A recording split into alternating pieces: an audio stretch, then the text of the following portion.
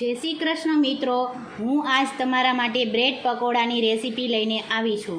તો હવે રેસીપી શરૂ કરીએ. તો મેં અહીંયા બટેકા બાફેલા લીધેલા છે. તો હવે આપણે એને મેશ કરી લઈશું સારી રીતે.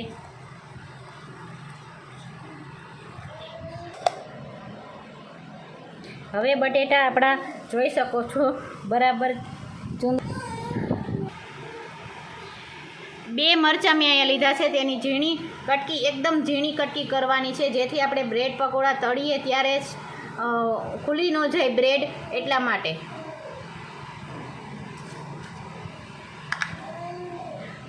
અને મેં અહીંયા 1 લીંબુનો રસ લીધો છે.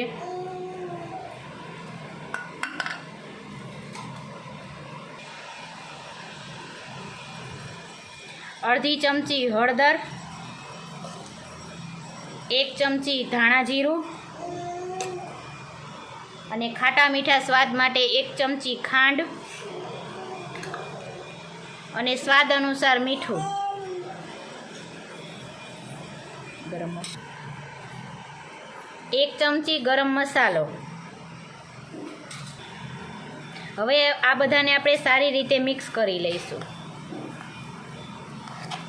અને બટેટામાં ગાંઠા ન પડે તેનું ધ્યાન રાખવાનું છે. જો તમે આવી રીતના બ્રેડ પકોડા કરશો તો તમારા બ્રેડ પકોડા એકદમ લારી જેવા અને ટેસ્ટી થશે.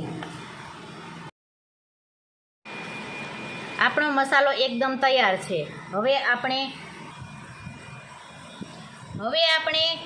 લોટની આટી બનાવવા માટે 1 કપ ચણાનો લોટ,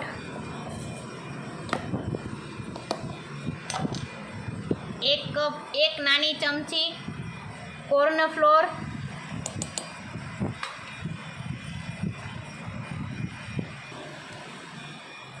સ્વાદ અનુસાર મીઠું,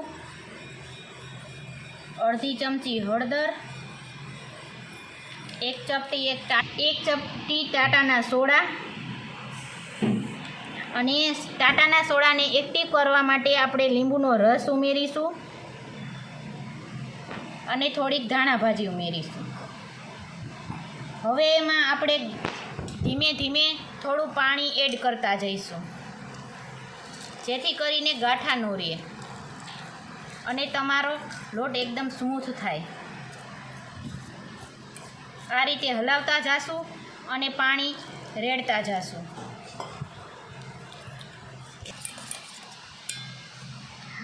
આપણે લોટની આટી એકદમ પતલી રાખવાની છે. જે ભજીયામાં બનાવી એટલી ઘાટી નથી રાખવાની, થોડીક પતલી રાખવાની છે એને. તમે જોઈ શકો છો કે લોટની આટી કેટલી પતલી રાખવાની છે. આટલી પતલી રાખવાની છે.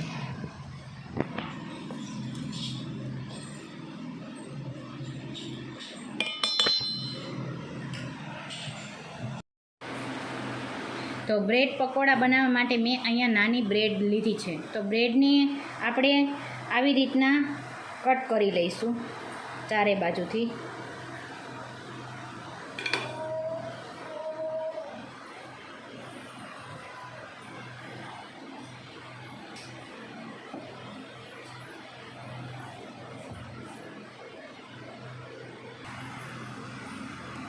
હવે આપણે આ રીતે કટ કરી લઈશું અને તેમાં જે આપણે મસાલો બનાવ્યો છે તે સારી રીતે ભરી લઈશું.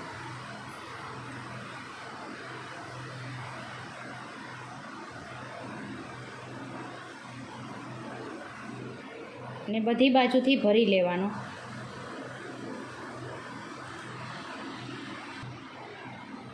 તો મેં અહીંયા બધી બ્રેડ ભરી લીધી છે. હવે આપણે એને તળી લઈશું.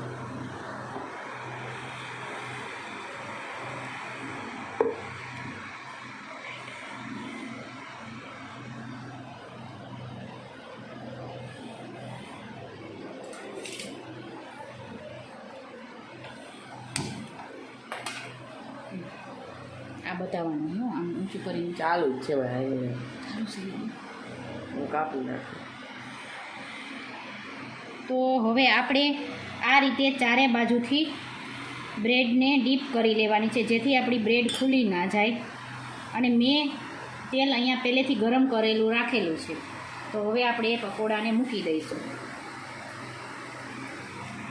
આ ચારે બાજુથી આપણે આવી રીતના ડીપ કરતા જઈએ એટલે આપણી બ્રેડ છે એ એકેય બાજુથી ખુલ્લી ન થઈ જાય. અને એને આપણે બહુ હાઈ ફ્લેમમાં તળવાના નથી, જેથી બળી ના જાય, અને બહુ સ્લો ફ્લેમ પણ નથી રાખવાની. મીડિયમ તેલ આવી જાય એટલે આપણે પકોડા તળી લઈશું, અને ગોલ્ડન બ્રાઉન કલરના થાય ત્યાં સુધી તળી લઈશું. તો મિત્રો, તમે આ રેસીપી ઘરે જરૂરથી ટ્રાય કરજો, અને જો તમને અમારી રેસીપી પસંદ આવી હોય તો અમારી ચેનલને લાઈક કરજો, શેર કરજો અને સબસ્ક્રાઈબ કરજો, અને કમેન્ટમાં જણાવજો કે તમને અમારી રેસીપી કેવી લાગી છે.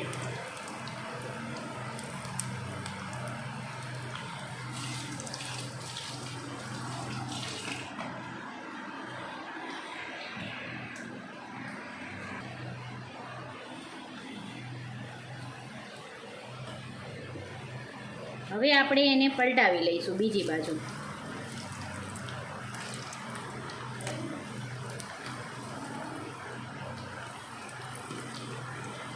ચોમાસું નજીક આવે એટલે આપણને કંઈક પણ ચટપટું ખાવાનું મન થાય, તો આ થોડી જ મિનિટોમાં બની જાય એવી વાનગી છે. તો મિત્ર, આપ ઘરે જરૂરથી ટ્રાય કરજો.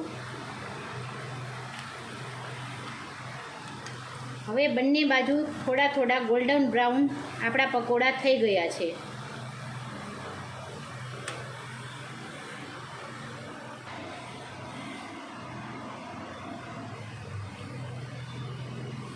તો હવે મિત્રો જોઈ શકો છો આપણા પકોડા બિલકુલ તૈયાર છે. તો હવે આપણે એક ટ્રેમાં તેને કાઢી લઈશું.